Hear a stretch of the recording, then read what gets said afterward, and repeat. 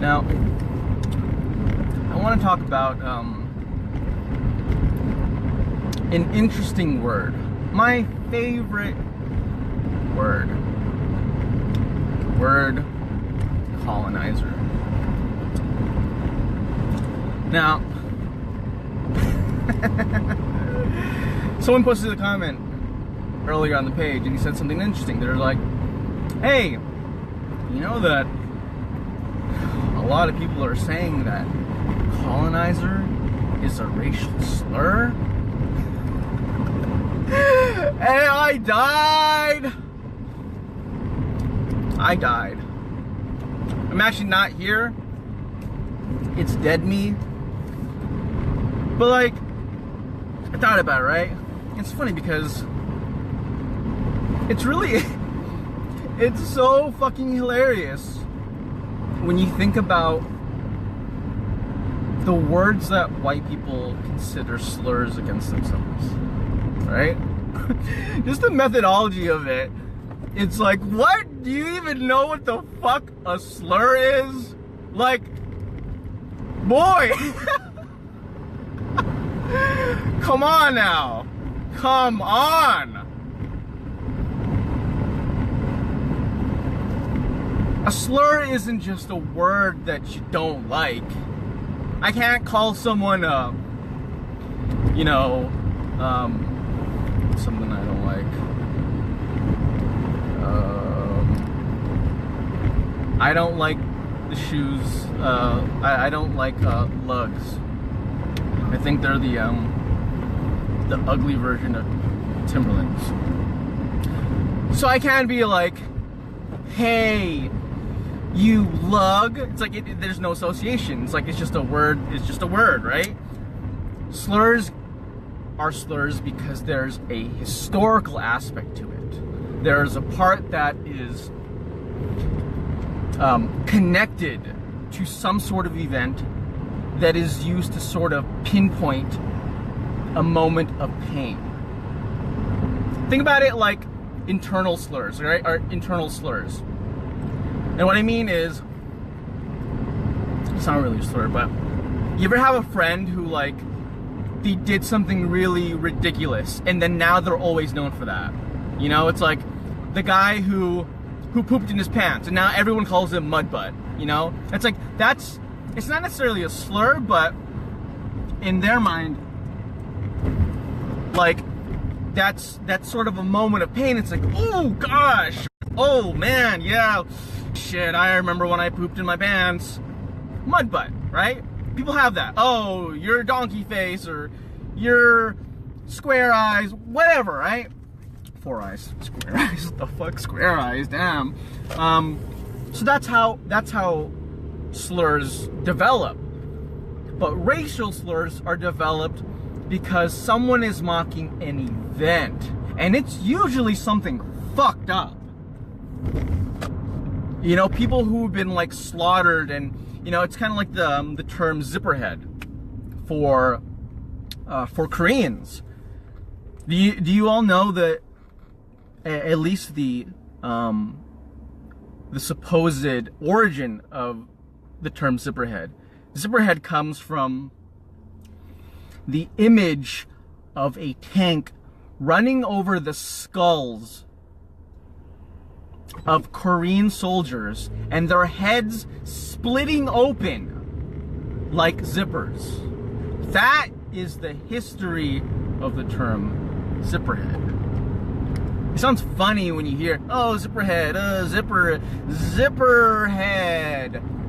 But then you realize the history and you're like, oh, that's what it means.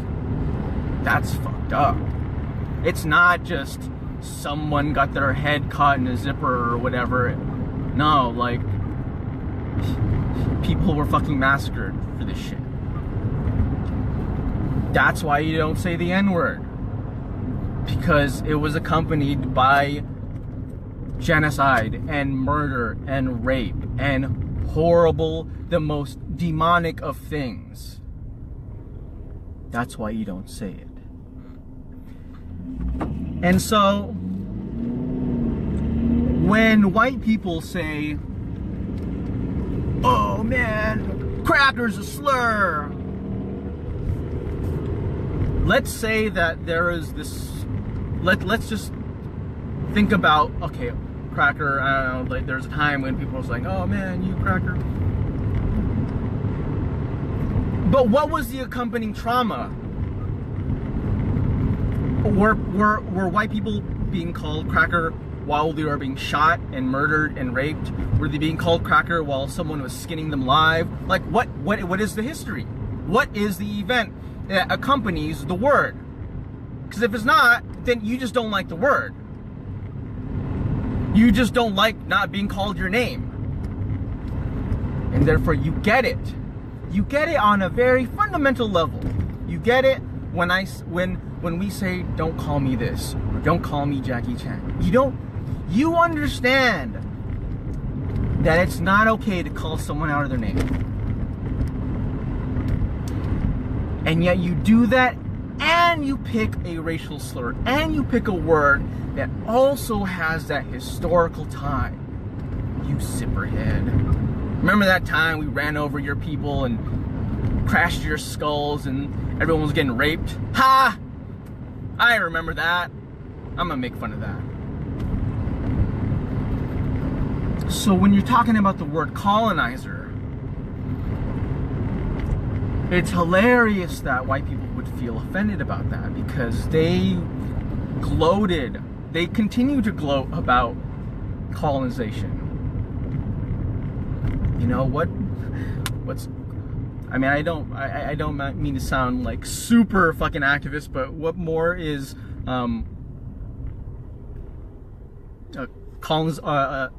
capitalism but an extension of one of colonization's arms? And it's funny, it's almost like when people mock people who are like, oh, this person is, you know, this person is, you know, pretty. Like no one mocks you for the strengths that you have. Oh man, you're so tall. Man, you're so smart. I mean, yeah, it's like you can say it in a mean way, but it really doesn't sting as much as someone if you're attacking something that's sort of traumatic. And sorry, it's just like I said, it's just hilarious when different white people approach me with different things that they think are slurs or they think are terrible, and I'm just like, stop. I understand that if you want to argue about certain classist terms, sure, you know, like if there are certain terms, I know there are certain terms for like for the poor white people who were in the Dust Bowl, and white people who were like super poor during the Great Depression. Like I don't remember what some of the different phrases were, but it's like, okay, yeah, I guess that those are some instances of words that are mean to white people, but not necessarily specifically to white people, you know. Yeah, it's just it's not funny, right? It's just like all the things that all the quote slurs that white people feel are slurs are things that when you do sort of explain it, it's usually attributed to their overreach of power. Like someone's commenting earlier about cracker, about some cracking the whip. I actually heard that's not even the true etymology of the word. But regardless, let's say we take that, since that is the most commonly believed explanation, that cracker stems from, you know, being a slave master who cracks a whip. Even if that is the origin, it's like, if you're taking it from the white person's perspective, like, the reason why they don't like it is because they feel bad. They feel bad. They feel bad, and they know what happened, and they just don't want to feel bad, you know? But it's sort of this twofold where you can't be like, oh, I don't want to feel bad for all this stuff that happened. I don't want to feel bad for all this pain that we've caused this group of people. But at the same time, you want to take advantage of the benefits that you've reaped. White privilege, whee! White guilt, no! You know, it's like, that's not how it works, you know? Or at least that's not how it should work. You know, if you are cognizant of your position in society, if you're cognizant of your position in life, then you should be in a position where you want to help out people who don't have what you have. You know, if you're a man, you should be invested in the improvement of women's lives and their representation and their rights. If you are straight, you should be interested in the rights of people who are LGBTQ. If you are rich, you should be invested in the welfare of people who don't have as much money as you. Obviously, that's not how the world entirely works, but that's how it should be. But, God, Jesus, this light, or this sun is like beaming at my eyeball, but the view is gorgeous. Oh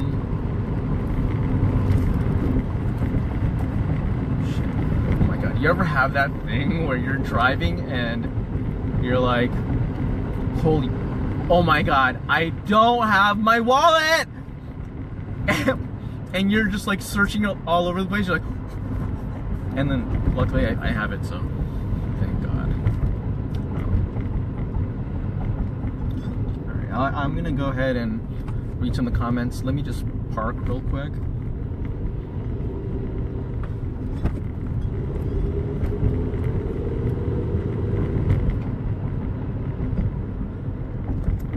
Alright, hold on a second, everybody.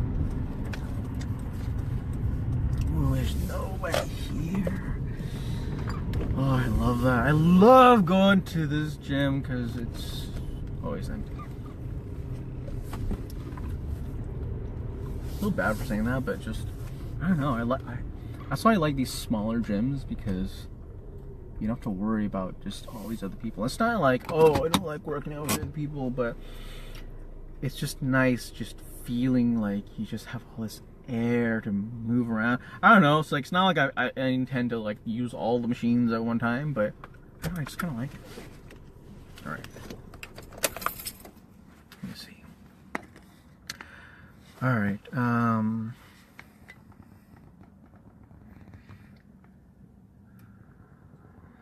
Sonia says, millions of people of color around the world are now joined in force all over, standing the metaphysical power of Wakanda forever, and this scares white people to death. Yeah. It's funny because, like, all right, I'll say it. I'll say it. I think that Black Panther definitely had like these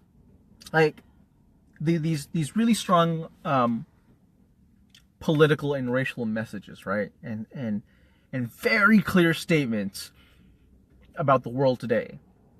Even the fact that, you know, like Shuri called somebody a colonizer, right? Like that's very now. That wouldn't have happened in a movie, you know, 8 years ago or whatever. You know, like it's very now, and it's so funny because it's like, for all the bullshit of people minimizing things like Black Lives Matter or different struggles from other communities, no matter how much opposition, it's like Black Panther came up with this huge resounding message of like black empowerment, and then it fucking crushed it with $1 billion worldwide. And so it feels great. It's almost like this resounding, like, we fucking got this, you know, like we won this one, you know. And by we, obviously, I mean the black community and people of color sort of watching and, you know, reveling in this. I don't want to confuse that. But yeah, it's funny how this movie really did put the perfect commercialized message of race and politics from the perspective of people, of black people, you know? Like, it's almost like, you know, the Pepsi commercial, right? And you know what they were trying to do? Like, they're trying to do this empowerment. Like, basically what that was they wanted to sell something, and they wanted to sell something by giving this message of, like, activism. But it was so poorly done, right? So poorly done. And in a way, if you think about it, Black Panther, their main goal, let's be honest, is to make money. Like, as even the people who are writing and everything like that, at the end of the day, they have to make money. So that is their main goal. They had to create a commercial, a commercialized piece of work, a movie. You know, they had to market it and whatnot. But they were still very, very political, and they were still able to, like, say things like, I forgot what Sherry said, when she called the guy Colonizer, right? It's like they're still very loud, and they're still very, like, unabashed about it. And it's great to see that, like, in a Marvel movie, you know? Like, shit, like kids are watching this! And it's funny because I know Republicans are, like, and conservatives are freaking out, wondering, like, oh my god, like, this is propaganda. And, like, I think that propaganda insinuates, for me at least, that there's nefarious behavior, that there is ill intention behind the message that you're trying to deliver through your propaganda. Because it's never like, oh, propaganda to start drinking green smoothies. It's like, no, it's propaganda. It means like you're talking about killing people or discriminating people, you know. And so I think Black Panther is like the very opposite. It's this rallying cry and this like metaphysical fist in the air, and I think everyone, it was like this bat signal, you know. Black Panther was like this fucking bat signal that, like, black people, you know, shot off into the sky and were like, hey, you know, we're here, this is where we are, this is how we feel. And I think a lot of people of color, like, watched it and they were like, wow, that's fucking amazing, you know, like, that's fucking cool. Like, to see their culture just, like, represented just exactly how they wanted it, like, with all the actors that they wanted, with the music that they want. And, like, I'm not one of those fucking Asian people who's like, oh, well, what about my Black Panther? Like, no, I'm letting the black community, like, take all the glory for this, you know, because it's theirs, it's their win, you know. And I want to be someone who's, like, more like a cheerleader from the sides and be like, oh, that's fucking awesome. And yeah, it's just really cool. It's really cool seeing a lot of people of color around the world too, taking Black Panther as a form of encouragement for people of color. Like, I see, like, I'll see, like, I was on Instagram and I was on Facebook and shit like that, and I was, like, looking at these videos from Malaysian kids, and they're talking about some shit, and then I just see, like, them, like, using the hashtag Wakanda Forever, and, like, and I just see Wakanda Forever, and then I just see the word colonizer, and I'm like, damn, man, like, it crossed, it skipped around the ocean, and, like, kids in Southeast Asia are connecting with that message of, like, you know, we're done with colonizers. So, whew. Anyways.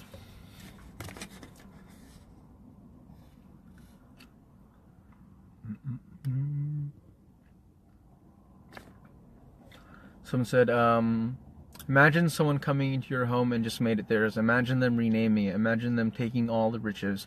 Imagine having your culture replaced with the leftovers of theirs. Imagine lines being drawn in the sand to divide your people.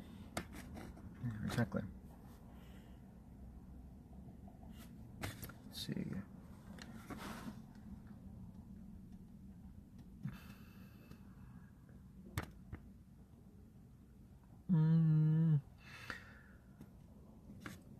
Jackie Harris says, every time a white person says, go back to your country, they're basically gloating about past colonization. Exactly! See, isn't that like, oh my god, like, the irony is real. It's like, you don't want to be called a colonizer, okay? But part of the effect of colonization is that you are even in the position where you can think that you can tell another person to go back to where they came from. You know, like that is a position of unbelievable ignorance and privilege to say that I think my people are the people of this land. And as a representative of this person, of this country, because of my skin, because of the way that I look, because I'm white, I get to say, and I am a gatekeeper, because all of us are gatekeepers, we're going to say that you need to get out of our country. Like, you think about it, it's just like, Jesus Christ, like,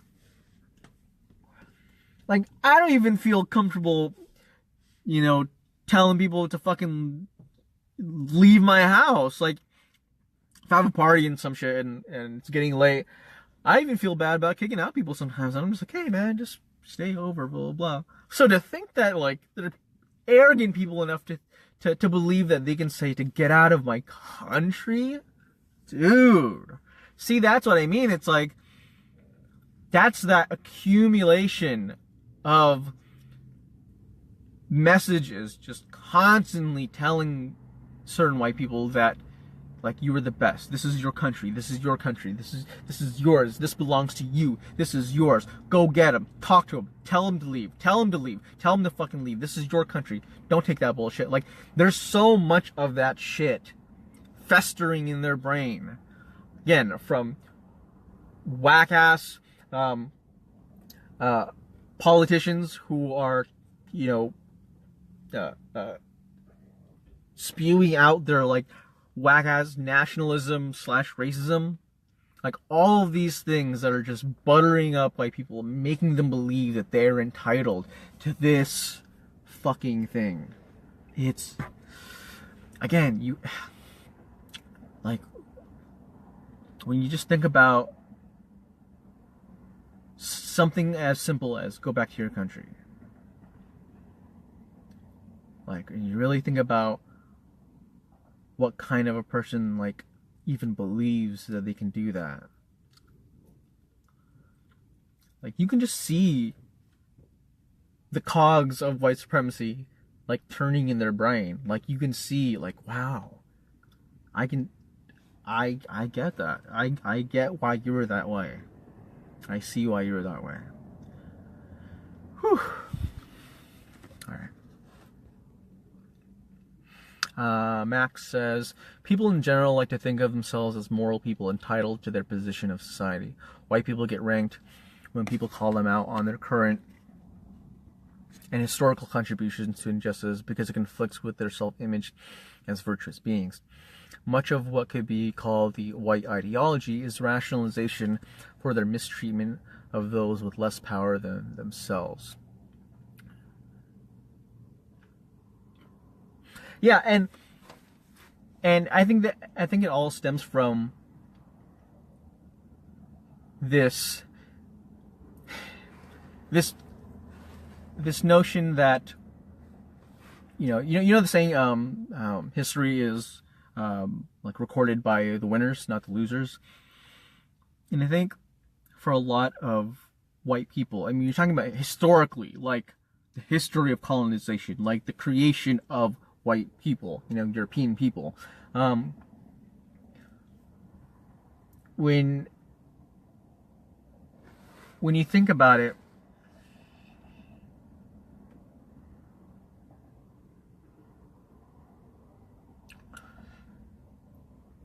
You know what? I fucking just totally blanked out. God.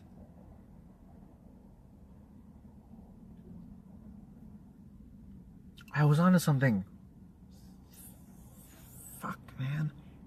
I swear, sometimes, like, this is why it's hard nowadays for me to be, like, writing some shit, because my mind will be spinning, and, like, it's weird because sometimes my brain will just be grabbing from just all these, like, you have to understand that having this page and writing for this long and sharing links to, like, I can't even imagine how many thousands of articles I've shared and talked about, you know? So sometimes when I talk about certain subjects, my brain starts bursting with all of these recollections of, ooh, this story, this story, this story, this story. And so sometimes, like, I'll go down a certain rabbit hole and I'll totally forgot where I even started. But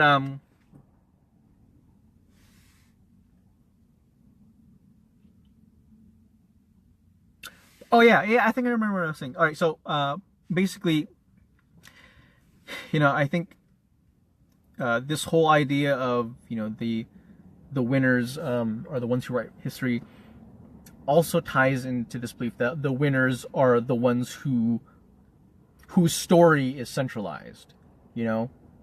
Like, oh, we won the war, and so, like, everything has to be framed with us in the center, and so, because so many white people, and it's almost like they're victims of their own device, because of the way that racism and white supremacy works, where white people are made to watch only movies with white people, and watch only TV shows with white people, and listen to only music with white people, and see only white CEOs. It's like when you see yourself everywhere and everywhere and everywhere, I can't imagine, like, what your sense of self is. Like, because for me, my sense of self, like, when I look at my personality, it's kind of a weird thing, but it's almost like if you were to look at yourself in the third person and you were to, like, characterize yourself, right? For me, I characterize myself as a Filipino American man. So I make sure that I say that I'm Filipino. Like, for me, my Filipino identity is very strong with my personal identity. But for a lot of white people, I don't think that their whiteness is central to their identity. I think their whiteness has been so centralized that it doesn't even need to be, like, a topic of discussion. Like, it's almost as if, like, white people see themselves so much that they just don't even have to care about it anymore. That's why they're like, oh, I don't see race. Yeah, because you've never had to. And it's weird because of that, because white people are so, like, numb to their own race and what it means to be white. Like, you ask white people and you say, hey, what does it mean to be white? Like, what are your experiences of being white, or blah, blah, blah. Like, a lot of them can't tell you anything. A lot of them have no idea how their whiteness works. They have no idea the things that they are able to accomplish and that they have access to simply because they're white, Like, they don't even know, And I stand by when my statement when I tell people that I know more about white people than most white people. I think most of us actually know more about white people than white people, because we have to,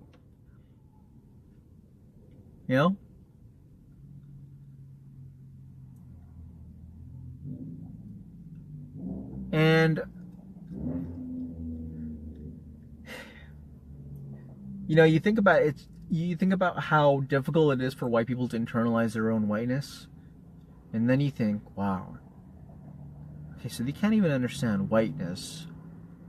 How much farther are they away from understanding, Asianness or blackness? How far do they have to go inside themselves to be able to understand, you know?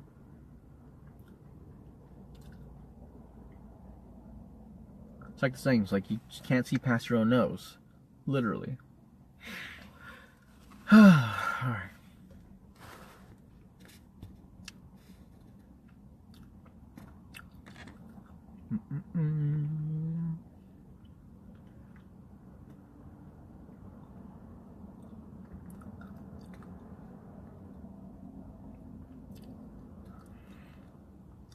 Taisha says, Black Panther is a moment in history for black people now. 20 years from now, 40 years from now, black people, as well as so many other non-black people of color, will talk about how this movie made them feel and how important it was for them. I totally agree. I think it's like, it's one of those things where, like, you ever talk to, like old people and they're like, oh, I remember when I first saw the first Filipino person on TV, and I was so excited. Well, I don't know why my Filipino person talks like a hillbilly, but yeah, I wonder if there are Filipino hillbillies. But anyways, like, you know, like, you'll have older black people who will say, oh, you know, I remember when I first saw a black person on TV, or I remember when I saw the first black person, you know, win an award or whatever. And sometimes when we hear it on Twitter, like, we hear about this shit all the time, like, oh, the first Asian person does this, first black person, first Latino person, and we're kind of bombarded by it, but we still remember it, right? And so it'll be interesting how, you know, 40 years from now, like, we'll be able to look back and go, wow, that Black Panther premiere, that was an incredible moment in human history. You know?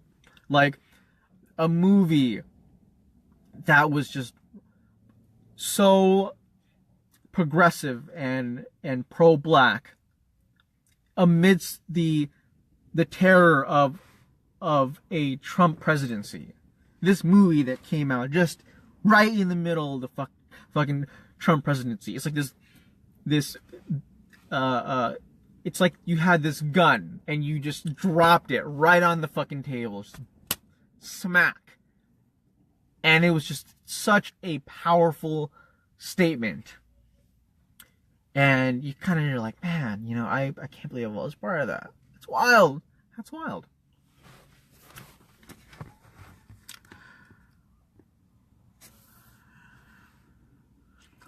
Crystal said, it's not even about the politics of the movie. The movie industry said no one wanted to see a movie with the main character as people of color, let alone an entire cast of people of color. This movie showed that was a lie, and people do want to see it. Oh yeah, exactly. I mean, it's sad that it had to come to this point because, like, let's be real, okay? If I were working in the accounting department at Marvel or at any of these studios, you know, and I were to look at, like, you know, trying to increase sales and trying to, like, make more money for the company, you know, you would want to do some research on, hey, what are some demographics out there that maybe are strong but aren't getting representation? You know, it's like if you were a business owner, if you made candy for a living, you were a candy inventor, and you had all this candy, and then you realize, oh, there's a group of people who really like, I don't know, like spicy candy, like, or I have a really big, I have a candy store that I own, and I have a really strong customer base of Latino people who talk about wanting, like, Mexican candy, or Latino candy, or things that are spicy or whatever, like the mango chili pops or whatever. Okay, it's like, why would you not, as a business owner, look at that and say, hey, that is an area where I could reach out, and, like, it'd be beneficial for me, it'd be beneficial for them, you know? So it's like, we went all these years watching these white movies, and nobody in these organizations, none of these white people were ever like, you know what? I think we made a lot of shitty white movies. Let's try an Asian movie. Let's try a movie with, like, a lesbian Filipino woman who wants to be a pro bodybuilder. I don't know. Like, as a storyteller, like, wouldn't you want to branch out? Wouldn't you want to tell things that are, like, different? And so it's just so funny when, like, white people are like, oh no, Hollywood is dead, and, there's no good movies and TV shows anymore. It's like, yeah, because it's all the same shit. It's all about, quirky white girl falls in love with the, rich, conceited white guy. Just like, I mean, I don't know. It's just like, I when it comes to entertainment and shit, I really do think that diversity is a key to, like, rectifying the industry and rebuilding trust. Nobody wants to go to the fucking movies anymore. More people are excited about Netflix and shit. Nobody wants to go to the fucking movies anymore. Nobody has time to be spending $12 on a fucking 3D shitty movie. You think I give a shit about Transformers? Like, I'm telling you, Hollywood starts coming out with diverse movies,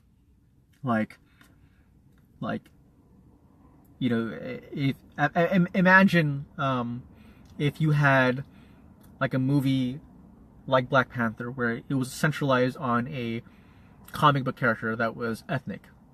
Imagine if you did that for, like, the Indian community. Imagine if you did that for the indigenous American community. How fucking dope would that be? To see, like, how Black Panther brought out all these people who dressed up and cosplayed and wore their, like, the sickest dashikis, and, like, they played music, and I saw, like, one theater, they had, like, a potluck. Like, how fucking cool is that, Even as, like, even if you're a fucking white, like, a racist white person, you gotta think, damn, if I went to a movie theater and there was, like, free food, that would be sick. That would be fucking sick. If I went to a movie theater and there were people cosplaying, like, that would be fucking dope, People love that shit. That's why people like going to, like, premieres of Star Wars. People dress up and shit. How cool is that to see culture on display like that? How cool would it be to walk in and you had this fucking, Marvel movie with an indigenous American superhero, and it was done really well, and you just saw their people represented, different actors and actresses who are indigenous Americans, that would be so fucking cool. And it's just like, from a cultural perspective, that would be a good thing to do. From a business perspective, I think it would be a great thing to fucking do. So it's like everyone benefits from it and no one suffers from it. Like, that's a weird thing, is like, white people think that movies about us are erasing them. And the fact that they are worried about that means that they are cognizant of them doing it to us.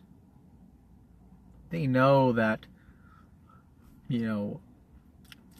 know that whenever they watch and whenever a white movie wins an award or whatever, they know that deep down there, because they think, oh, well, we won because we're the best, and, all these other ethnic directors, they're just shit. They know. They fucking know.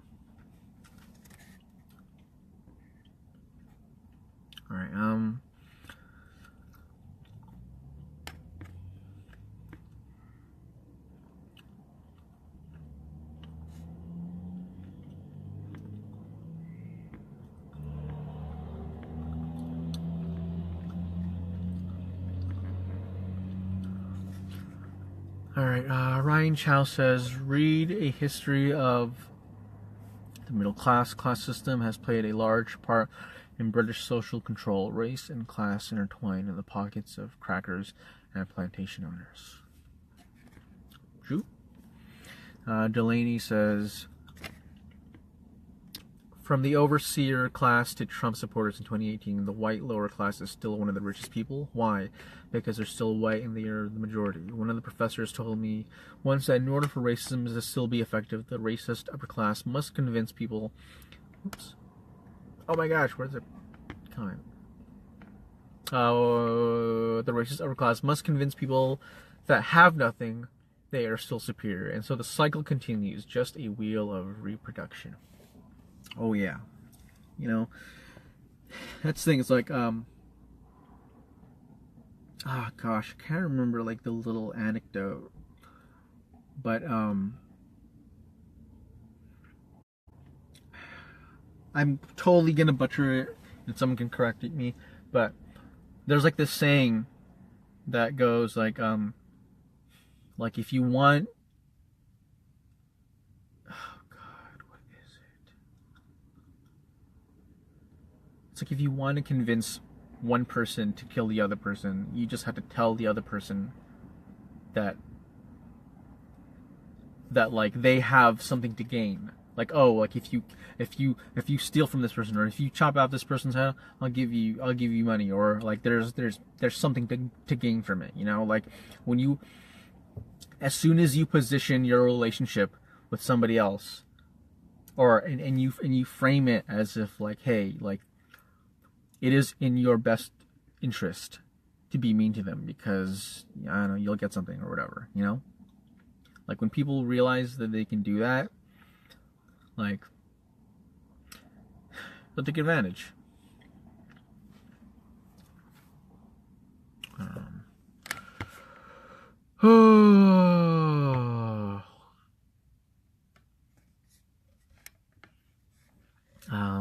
Max says, Dan has absolutely right. Racism is not merely a matter of the vocal N-word saying clan member types. All white people benefit from the structures of racism within society, and we are all therefore morally responsible for fixing it. You must recognize your own blindness and inability to recognize your own privilege, and listen to people of color tell you how you do, in fact, have privilege. Jackie says, it's not anyone's job to help you understand, Will.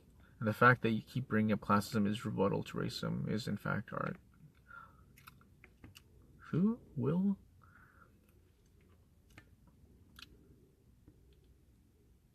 Will, I'm just making sure. Alright, who's this Will? Alright, got called, laughing my ass off, got called a white colonizer for asking you to help me understand. I'm not arguing here, peeps. I'm legitimately curious as to what you expect non-white racists to say or do when we are told we are in the wrong for being born white. Shut up. Oops. Oopsie daisy. I don't care. That ain't my fault. If you... See, that's the thing I don't get. Like... If you were to ask your mom, Mom?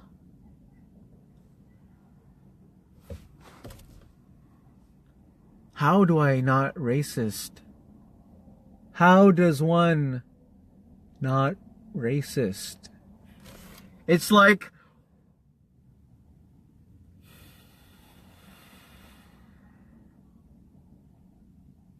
First off, Colonizer, let me say this. It is nobody's job to tell you how to wipe your ass, how to pay your bills. We are not here to educate you. This shit's free, but it doesn't mean that you were invited. It ain't an open house. You crashed it. But we'll let you in. We'll let you nibble on the scraps. You can leave a comment or two. You can even donate to me if you really want.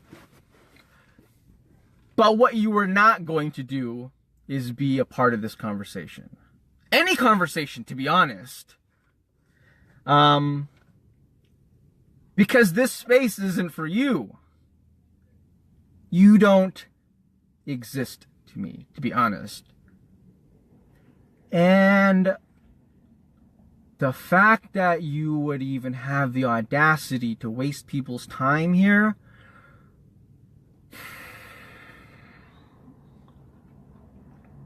I'm just gonna ban you from the page. Not even because I even know that you did anything, but just because I can, and because, I don't know, I don't like your name.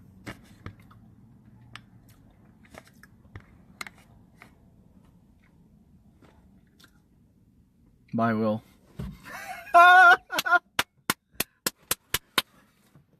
I'm telling you, I'm not here for it. I am not here for it. Like, how ignorant would you sound if you walked up to your boss and you said, "Boss,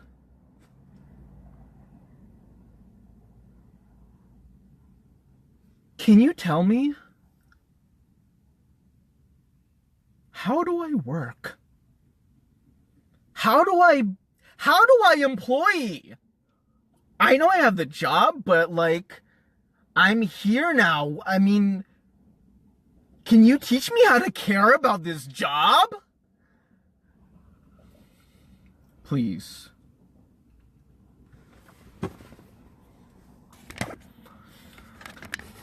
I'm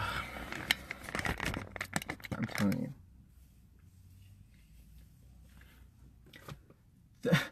It's so funny because they think that they think that they got us. Oh, so what are you gonna do? You gonna help me?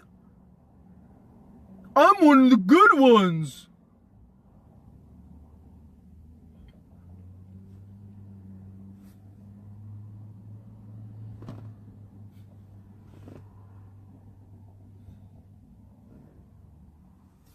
I don't care. I don't care. I've spent way too long, using this platform to educate people who don't even want to think. Again, when white people ask, what am I supposed to do? Like my inner Asian father, the Asian dad I'm, growing into, is just irritated. It's just straight 100% irritation.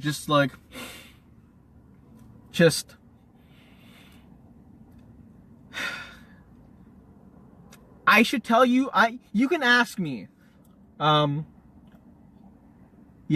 are some resources to, when it comes to learning about Asian people, do you recommend, taking ethnic studies courses, or do you recommend some sort of online course?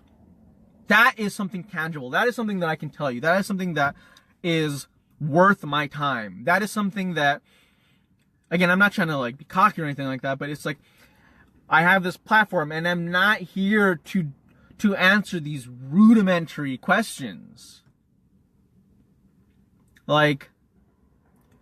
And I'm not even saying that you needed to come at me with some academic shit, but to ask how you're supposed to act, and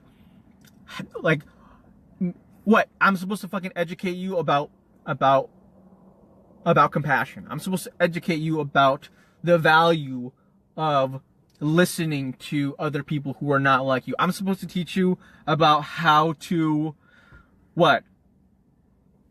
Not call people racial slurs. I'm supposed to tell you how to see people as human beings. Get the fuck out of here. Get the fuck out of here. I'm sorry, this, as much as I joke around and shit like that, people forget that, I am not patient with this stuff, and I'm not here for this first grade level racial discussions, you know? No shade on any other page, and I'm not calling anybody out in particular, but like there are some pages that are just designed mainly for white people who don't know anything about racism, you know? Like they say stuff, like you'll see these pages and they'll be like, you know, minorities have voices too, and it's just like, and you'll see all these white people like, yeah, that's right, minorities do exist, yeah, they have souls, oh yeah, they're real humans. And it's just like, I'm just laughing to the side. I'm like, oh my god, like this is horrible. I mean, like, I get it, like, you have to allow even the most treacherous racist people to like have some sort of way and channel to get better. But this is the fucking carpool lane. Like, don't go on my page, or don't go on you know, on Sean King's page, or don't go on these other pages if like you can't even do the basic work of just realizing the value of being nice to people, of not saying slurs, of being empathetic. If you can't even do that, then it's not my job. You haven't reached this level yet to be able to comprehend the discussion at hand. Sorry. You have to have prerequisites.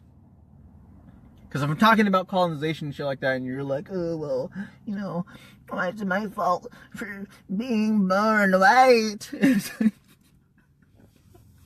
like, dude, I don't know. Go cry about it. Go write a song about it. Go write me an acoustic cover about it, bro. Bro. Alright, damn. Alright, I need to like seriously fucking go inside. I've been talking for like way too long. Let me just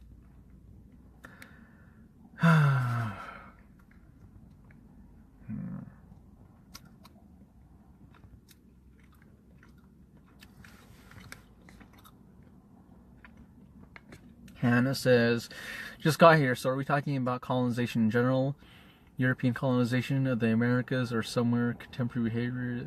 No, God, we've deviated so far into this discussion. I'm sorry.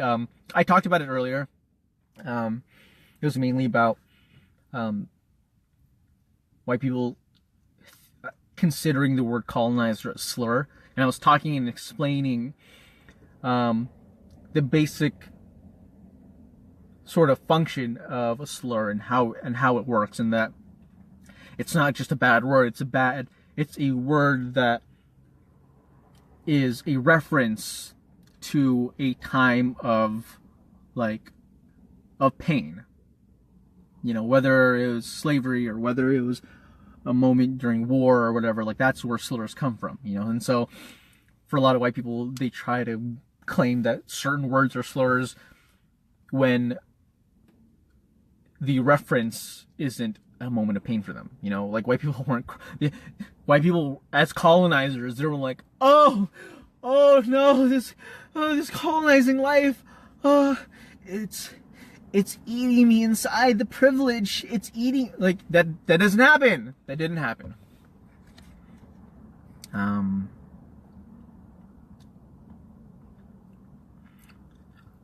right.